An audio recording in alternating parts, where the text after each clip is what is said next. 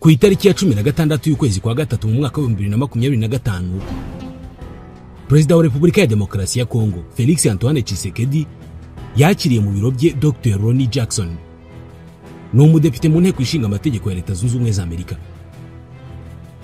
Itangazo ryasohowe na Presidansi ya Kongo icyo gihe ryavuze ko Dr. Jackson ari intumwa yihariye Perezida Donald Trump yatumye kuri Perezida Felix Tshisekedi. Iryo tangazo ryaragiraga riti ibibazo by'umutekano muke n'ubutabazi bikomeje kugaragara mu burasirazuba bwa Repubulika ya Demokarasi ya Kongo, by'umwihariko kubera ingabo z'u Rwanda zishyigikiye abarwanyi ba M23, nibyo byari ku isonga ry'ibiganiro muri iyi nama. Iryo tangazo kandi ryavugaga ko ku ruhande rw'uhagarariye Leta Zunze Ubumwe za Amerika ngo yagize ati ni ngombwa ko ubusugire n'ubwigenge bwa Repubulika ya Demokarasi ya Kongo byubahirizwa na bose. Ati tugiye gukora ibishoboka byose kugira ngo inzitizi zose zibangamira amahoro zikurweho, bityo amahoro agaruke muri Repubulika ya Demokarasi ya Kongo. Mu murongo umwe n'ibi, iyi ntumwa yihariye y'umukuru w'igihugu cya Leta Zunze Ubumwe za Amerika Donald Trump ngo yagaragaje icyifuzo cy'uko ishoramari ry'abanyamerika ryagera muri Repubulika ya Demokarasi ya Kongo ifite amahoro. Ati turashaka gukora ibishoboka byose kugira ngo ibigo by'ubucuruzi by'abanyamerika bibashe gushora imari no gukorera muri Kongo. Atari ko kugira ngo ibyo bishoboke, tugomba kugira icyizere ko hari umutekano n'amahoro. Wumvise aya magambo uhita wumva ko nyuma y'uru ruzinduko icyizere cyari cyose ko uru ruzinduko ruzagira uruhare rukomeye cyane mu gufasha Leta ya Kongo mu birebana n'umutekano, ariko cyane cyane kuyifasha mu bucuruzi n'ubucukuzi bw'amabuye y'agaciro. Gusa uyu Ronnie Jackson ageze muri Leta Zunze Ubumwe za Amerika kuri uyu wa kabiri yatanze ubuhamya imbere ya komisiyo y'abadepite ishinzwe Afurika, maze avuga byinshi birebana n'uburyo yasanze Repubulika ya Demokarasi ya Kongo ari igihugu gifite imiyoborere idakwiye, ko cyamunzwe na ruswa, ko nta gisirikare gifite, kandi ko inzego zose zidakora. Yanagaragaje ko ibibazo by'umutekano muke biri mu burasirazuba bwa Kongo ngo bituruka ku mateka, aho hari abanyekongo bavuga ikinyarwanda babujijwe uburenganzira bwabo, nyamara ari abanyekongo nubwo bisanze ari abanyekongo kubera ubukoloni. Yanagiye kure avuga ko bitaba ari igitekerezo cyiza ku bashoramari b'abanyamerika gutangira gushora imari muri Repubulika ya Demokarasi ya Kongo uyu munsi mu gihe ibyo bibazo bitarakemuka. Uyu mudepite mu nteko ishinga amategeko ya Leta Zunze Ubumwe za Amerika yitwa Ronnie Jackson. Kuri uyu wa kabiri yatanze ubuhamya imbere ya komisiyo y'abadepite ishinzwe Afurika mu nama yari ifite intego yo kuganira ku bijyanye n'amabuye y'agaciro n'ubucukuzi bwayo muri Repubulika ya Demokarasi ya Kongo, ndetse n'uruhare Ubushinwa bugira mu mutekano muke muri aka karere binyuze mu bucukuzi bw'amabuye y'agaciro. Uyu mudepite yagaragarije bagenzi be imbogamizi yasanze muri Repubulika ya Demokarasi ya Kongo zabuza Leta Zunze Ubumwe za Amerika gushora imari mu bucukuzi bw'amabuye y'agaciro uyu munsi. Ati Repubulika ya Demokarasi ya Kongo ishobora kuba kimwe mu bihugu bikize cyane ku isi, atariko ntekereza ko hari ibintu bimwe bigomba kubanza gukorwa nubwo ntazi neza igisubizo cyabyo. Ati uburasirazuba bwa Kongo bugomba kuba akarere aho buri wese afite inyungu mu kugira ngo umutekano hagere, kandi ibigo mpuzamahanga bishobore kuhaza gushora imari. Ati kandi iyo mvuga Repubulika ya Demokarasi ya Kongo mba nshaka kuvuga na Uganda ndetse n'u Rwanda.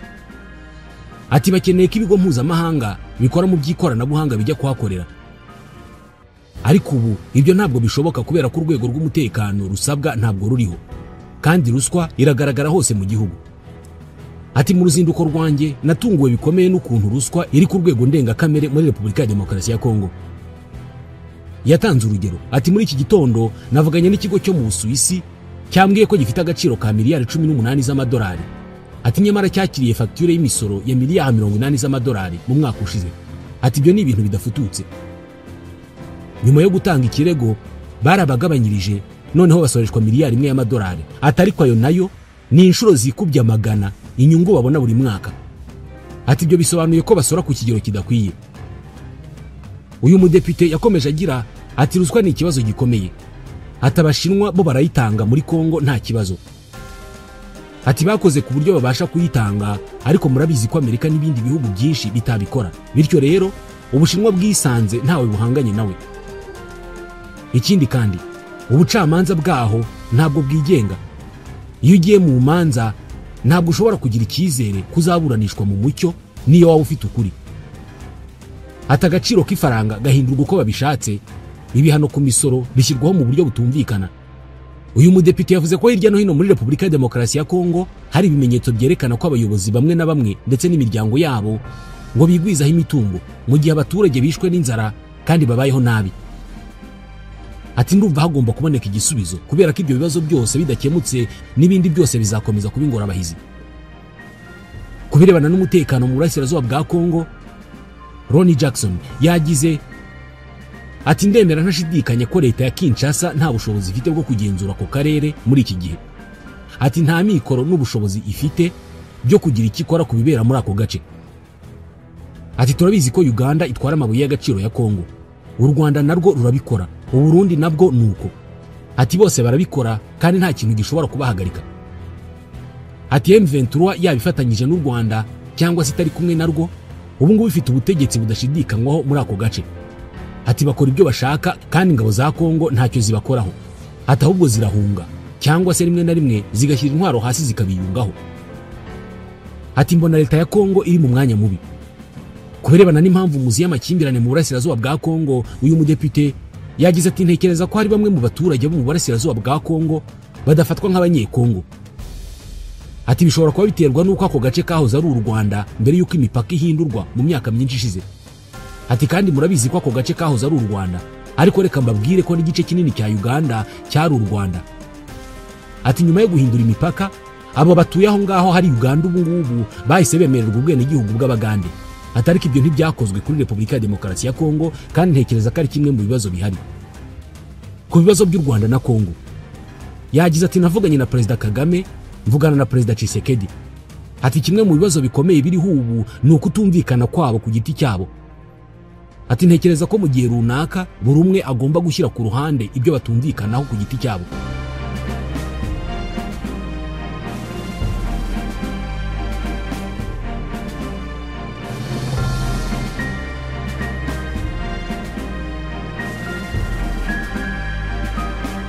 Yagaragaje ko kugira ngo amahoro arambye aboneke mu burasirazuba bwa Kongo, abarwanyi ba M23 bagomba kwinjizwa mu gisirikare cya Kongo, abatuye mu burasirazuba bw'iki gihugu bose bakemerwa nk'abene gihugu babifitiye uburenganzira.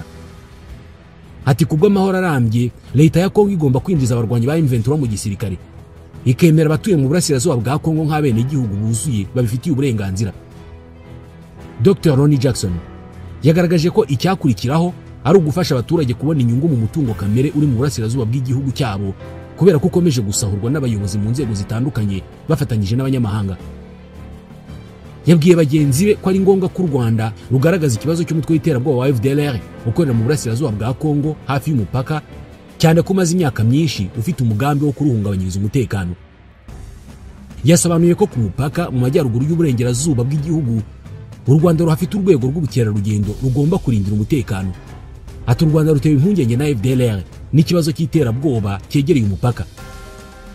Ati bafite urwego rw'ubukerarugendo bagomba kurinda mu majyaruguru y'uburengerazuba, ni ku mupaka ahantu hari abaturage. Ati habaye hari mortier na za rokete ubukerarugendo bwahagarara. Dr. Jackson avuze ibi byose kuri Repubulika ya Demokarasi ya Kongo mu gihe leta ya Kongo yahize ingufu mu gushaka abajyanama n'abavugizi b'Abanyamerika kugira ngo gahunda zayo zose zigerweho, zirimo gusinyana amasezerano na Leta Zunze Ubumwe za Amerika ku birebana n'amabuye y'agaciro ndetse no gushyira igitutu ku Rwanda. Mu ntangiriro z'ukwezi kwa gatatu muri uyu mwaka, Perezida wa Komisiyo ishinzwe ububanyi n'amahanga mu nteko ishinga amategeko ya Leta Zunze Ubumwe za Amerika ngo yisanze mu rujijo rutunguranye.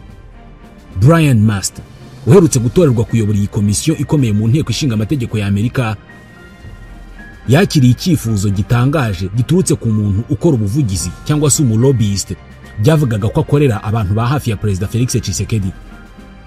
Mu gihe Perezida wa Repubulika ya Demokarasi ya Kongo akomeje kugerageza kumvisha ubutegetsi bwa Donald Trump akamaro k'amasezerano agamije korohereza Amerika kubona amabuye y'agaciro y'ingenzi, nabwo bukamufasha kongera igitutu ku Rwanda rushinjwa gufasha inyeshyamba za M23, hari intumwa za Kongo zo ku rwego rwo hejuru ngo zaba zaragiye Washington inshuro zirenze imwe muri iyi minsi. Mu bayobozi bakuru bavuzwe muri uru ruzinduko harimo Minisitiri w'Ububanyi n'Amahanga wa Repubulika ya Demokarasi ya Kongo Therese Wagner Kayikwamba, harimo Minisitiri w'Ubucukuzi bw'amabuye y'agaciro Kizito Pakabomba, hamwe na Minisitiri w'Ubucuruzi mpuzamahanga Julien Paluku. Kubera ko uyu muyobozi w'iyi komisiyo Brian Mast ngo yarashimishijwe n'iyi gahunda, yahise yandikira abandi bagize komisiyo ashinzwe kuyobora ishinzwe ububanyi n'amahanga mu nteko ishinga amategeko ya Leta Zunze Ubumwe za Amerika kugira ngo bazaboneke mu nama bagombaga kugirana n'izo ntumwa ziturutse muri Repubulika ya Demokarasi ya Kongo. Ku itariki ya 6 y'ukwezi kwa 3 saa 3 za mu gitondo nibwo inama yagombaga kuba. Gusa iyi nama yari iteganijwe ntabwo yabayeho. Intumwa zari zavuzwe ziturutse muri Repubulika ya Demokarasi ya Kongo ntabwo zigeze zigera aho zari ziteganyirijwe kugera. Maze Brian Mast aza gusubika ubwo butumire. Abajijwe kuri iyi ngingo, Minisitiri w'itangazamakuru wa Repubulika ya Demokarasi ya Kongo Patrick Muyaya yatangaje ko nta makuru abifiteho. Kugeza ubu ntabwo hatangajwe icyatumye iyo nama isubikwa. Iri subira inyuma ry'iyi gahunda niryo ryavuye muri gahunda nyinshi ubutegetsi bwa Repubulika ya Demokarasi ya Kongo bwagerageje i Washington mu minsi yashize.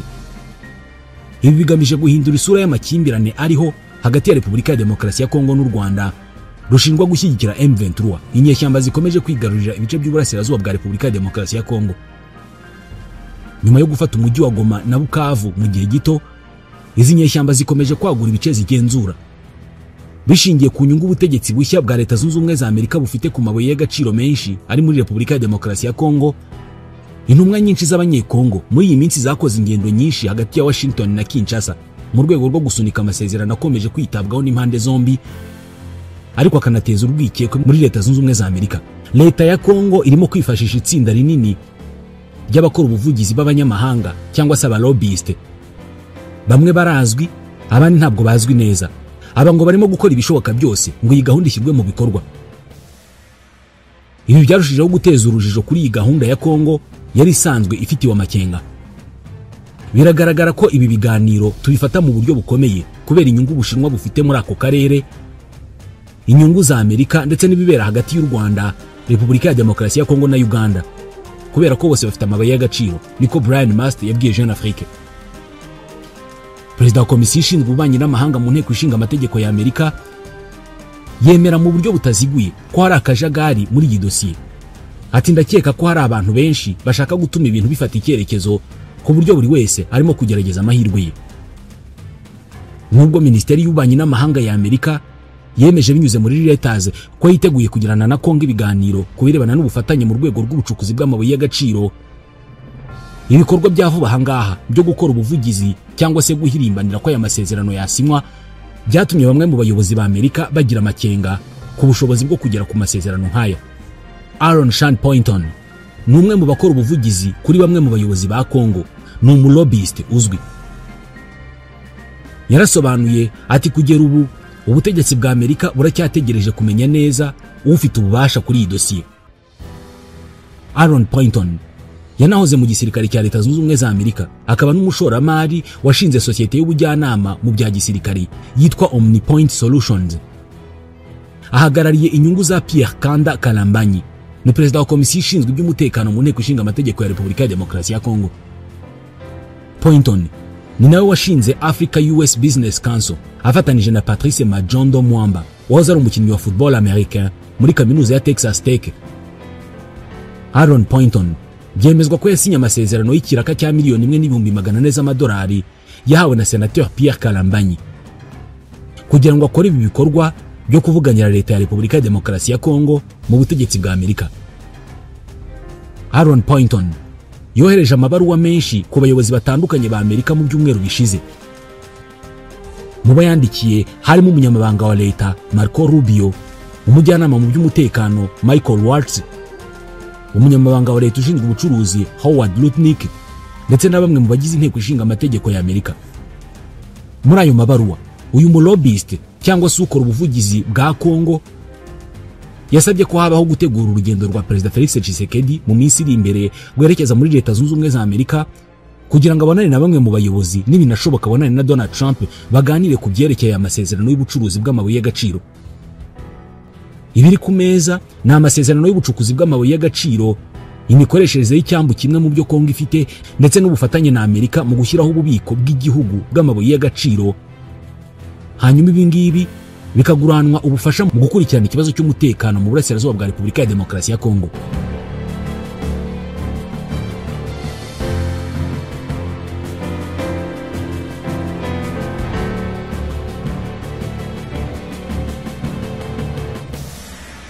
Aaron Poynton arabisobanura ati ntabwo ntekereza ko habaho kohereza ingabo za Amerika muri Repubulika ya Demokarasi ya Kongo, ariko hari ibintu byinshi Amerika ishobora gukora mu bijyanye no guhugura no gutanga ibikoresho mu gufasha gucunga umutekano w'imipaka ya Kongo.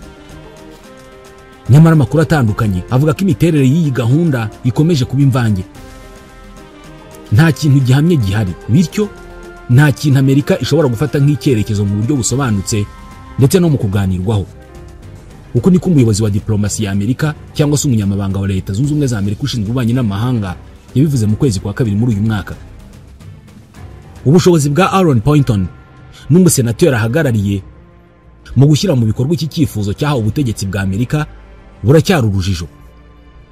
Jeune Afrique yabajije Pierre Kalambanyi uburyo akorana n'uyu munyamerika, asubiza ko ibikorwa bye ari gahunda ye bwite. Ku rundi ruhande, Aaron Poynton yavuze ko afite icyizere ku mukiriya we, ariko akemeza ko nta hantu na hamwe yahuriye n'umukuru w'igihugu cya Repubulika ya Demokarasi ya Kongo. Birasobanutse ko Aaron Poynton atari we wenyine ufite akazi ko guharanira inyungu za Repubulika ya Demokarasi ya Kongo, agerageza kuyibonera ibyo ishaka mu butegetsi bwa Leta Zunze Ubumwe za Amerika. Mu minsi yashize, umurwa mukuru wa Amerika wakiriye umuyobozi mukuru wa Jekamine. Iyi ni Société Générale de Carrières et de Mines muri Repubulika ya Demokarasi ya Kongo, sosiyete ishinzwe ubucukuzi bw'amabuye muri Repubulika ya Demokarasi ya Kongo. Umuyobozi wayo nawe uherutse Washington ni Guy Robert Lukama. Aganira na Jeune Afrique yavuze ko atari mu biganiro bijyanye n'amasezerano hagati ya Kinshasa na Washington, nubwo afite amasezerano yihariye y'ubuvugizi cyangwa se lobbying na sosiyete y'abanyamerika yitwa Mercury Public Affairs, yasinywe mu kwa gatatu mu 2024 ku madolari 75,000 buri kwezi. Guy Robert Lukama arimo gukora ubushakashatsi ku ishoramari ry'abanyamerika mu mishinga ya cuivre na cobalt. Abakora ubuvugizi cyangwa se abalobbyist benshi b'abanyamerika n'abanyaburayi bose binjijwe muri iyi dosiye. Karl von Batten ni umwe mu bayobozi bakomeye b'ishyaka ry'abarepublike muri Washington. Ku itariki ya 10 y'ukwezi kwa gatatu ku rubuga nkoranyambaga rwa X yanditse amapaji menshi cyane arimo amakuru y'ibihuha avuga ku mubano hagati ya Leta Zunze Ubumwe za Amerika na Repubulika ya Demokarasi ya Kongo. Karl von Batten nawe yari mu bikorwa byo gutumiza inama yari yateganyijwe ku itariki ya 6 y'ukwezi kwa gatatu hamwe na Brian Mast na komisiyo ishinzwe ububanyi n'amahanga mu nteko ishinga amategeko ya Amerika. Uyu mugabo wegerewe na sosiyete ishinzwe iby'ubucukuzi bw'amabuye y'agaciro muri Repubulika ya Demokarasi ya Kongo mu kwa 12 mu 2024, arimo aranagirana andi masezerano n'abashinzwe inyungu za Perezida Felix Tshisekedi. Ayo masezerano ateganya ko uyu mugabo agomba guhagararira inyungu za Repubulika ya Demokarasi ya Kongo mu kurwanya ibikorwa by'u Rwanda no gukora ubuvugizi bugamije gutuma ubufatanye bw'ubucukuzi bw'amabuye y'agaciro hagati ya Leta Zunze Ubumwe za Amerika na Repubulika ya Demokarasi ya Kongo bushyirwa mu bikorwa. Nk'uko inyandiko yabonywe na Jeune Afrique ibivuga, hari abahuza ba Perezida Felix Tshisekedi mu biganiro n'uwo nguwo umukorera ubuvugizi. Abo ni umujyanama wa Perezida Tshisekedi witwa François Mwamba n'umuyobozi wungirije w'ibiro bye André Wameso. Nubwo abaminisitiri ba Repubulika ya Demokarasi ya Kongo bari bateganyijwe kujya muri Amerika ku itariki ya 6, batabashije kujyayo ngo ndetse niyo nama bagombaga kugirana n'abagize komisiyo y'ububanyi n'amahanga ibeho, André Wameso yateye intambwe yohereza intumwa muri Washington. Iyi ntumwa yakoranye n'itsinda rya Brian Mast ndetse inahura n'umuyobozi w'abadepite bo mu ishyaka ry'abademokrate mu nteko ishinga amategeko yitwa Gregory Mix ashinzwe ububanyi n'amahanga. Aya masezerano mashya y'abavugizi cyangwa se abaharanira inyungu z'ubutegetsi bwa Repubulika ya Demokarasi ya Kongo yiyongera ku rutonde rw'amasezerano menshi yagiye asinywa n'abantu bo hafi ya Perezida Tshisekedi. Guverinoma ya Repubulika ya Demokarasi ya Kongo by'umwihariko yasinye amasezerano mu 2022 n'ikigo cy'umujyanama witwa Joseph Zlavik. Uyu nguyu yahoze muri guverinoma ya George W. Bush, akaba ari inzobere mu bijyanye na Afurika. Ikigo cye cyitwa Scribe Strategies and Advisors giherutse kongera amasezerano afite agaciro k'70,000 by'amadolari buri kwezi na Minisiteri y'Itangazamakuru ya Repubulika ya Demokarasi ya Kongo. Indi kompanyi yitwa Ballard Partners iyobowe na Brian Ballard yahoze ikora ubuvugizi cyangwa se lobbying za Donald Trump muri Floride, nayo yasinye amasezerano mashya na Repubulika ya Demokarasi ya Kongo, nayo ihembwa 100,000 by'amadolari buri kwezi. Yahembwa na Minisiteri imwe mu zigize guverinoma ya Repubulika ya Demokarasi ya Kongo, Jeune Afrique itanditse. mu rwego rwo kumenya imiterere y'amasezerano avugwa by'umwihariko arebana no gutangira gukorana na Repubulika ya Demokarasi ya Kongo mu by'ubucukuzi bw'amabuye y'agaciro, Perezida Donald Trump yahisemo gufata ba mwana we Masad Boulos nise w'umugabo w'umukobwa we Tiffany Trump amugira intumwa yihariye mu karere k'ibiyaga binini. Masad Boulos ni umuherwe w'umunyamerika w'umunyalibani, ni umujyanama mukuru wa Perezida Donald Trump mu bibazo by'uburasirazuba bwo hagati. Uyu azakorera ingendo nyinshi muri Repubulika ya Demokarasi ya Kongo, mu Rwanda no muri Uganda, igihe azaba amaze kubona pasiporo y'abadiplomate n'uburenganzira bukenewe nk'uko byanditswe na Jeune Afrique. Uyu mwanya uyu mugabo azaba afite usaba kwemezwa n'inteko ishinga amategeko ya Amerika.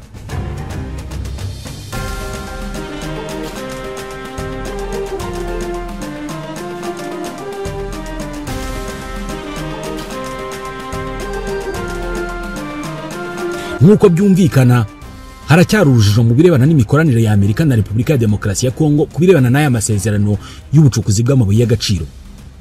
Jeune Afrique yibaza niba uru rujijo ruzagirira akamaro u Rwanda. Umunyamabanga wa leta muri Minisiteri y'Ububanyi n'Amahanga ushinzwe ubutwererane bw'akarere, General Retired James Kabarebe, yafatiwe ibihano na Leta Zunze Ubumwe za Amerika ku mpamvu zo gushyigikira inyeshyamba za M23 u Rwanda rushinjwa. Gusa Jeune Afrique yanditse ko u Rwanda narwo rurimo gushaka kongera kunoza umubano n'ubutegetsi bwa Donald Trump.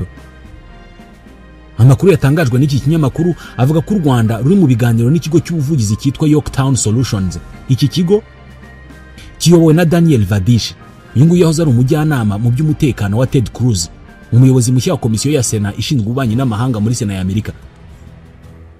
Jeune Afrique kandi yemeje ko u Rwanda narwo rwohereje intumwa i Washington vuba hangaha.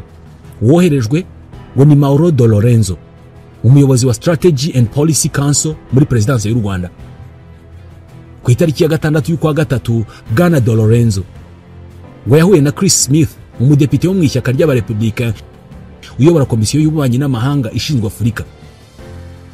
Smith yavuze ko yari yiteze guhura n'intumwa z'ibihugu byombi kuri iyo tariki, ariko igice cya Kongo ntabwo kigeze kihagera. Yaragize ati byari bibi kandi bibabaje kubona ko Repubulika ya Demokarasi ya Kongo itigeze yitabira. Yongeyeho ko nawe atizeye ko amasezerano y'ubucukuzi bw'amabuye y'agaciro hagati ya Kinshasa na Washington azagerwaho.